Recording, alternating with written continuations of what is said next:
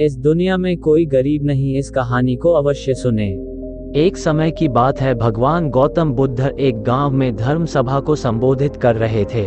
लोग अपनी विभिन्न परेशानियों को लेकर उनके पास जाते और उसका हल लेकर खुशी खुशी वहां से लौटते।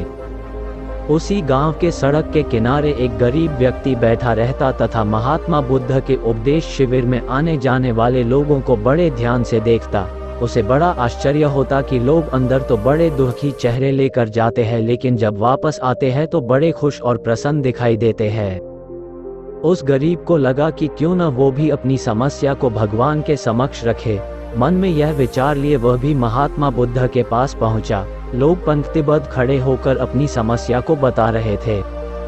जब उसकी बारी आई तो उसने सबसे पहले महात्मा बुद्ध को प्रणाम किया और फिर कहा, भगवान, इस गांव में लगभग सभी लोग खुश और समृद्ध हैं, फिर मैं ही क्यों गरीब हूँ। इस पर उन्होंने मुस्कुराते हुए कहा, तुम गरीब और निर्धन इसलिए हो क्योंकि तुमने आज तक किसी को कुछ दिया ही नहीं।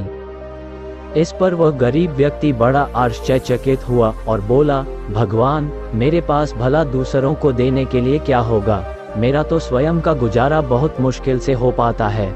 लोगों से भीख मांगकर अपना पेट भरता हूँ। भगवान बुद्ध कुछ देर शांत रहे, फिर बोले, तुम बड़े अज्ञानी हो। औरों के साथ बांटने के लिए ईश्वर ने तुम्हें बहुत कुछ दिया है।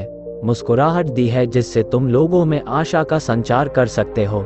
मुख दिया है ताकि लोगों से दो मीठे शब्द बोल सकते हैं, उनकी प्रशंसा कर सकते हो। दो हाथ दिए हैं, लोगों की मदद कर सकते हो। ईश्वर ने जिसको ये तीन चीजें दी है वह कभी गरीब और निर्धन हो ही नहीं सकता। निर्धनता का विचार आदमी के मन में होता है, ये तो एक भ्रम है, इसे निकाल दो।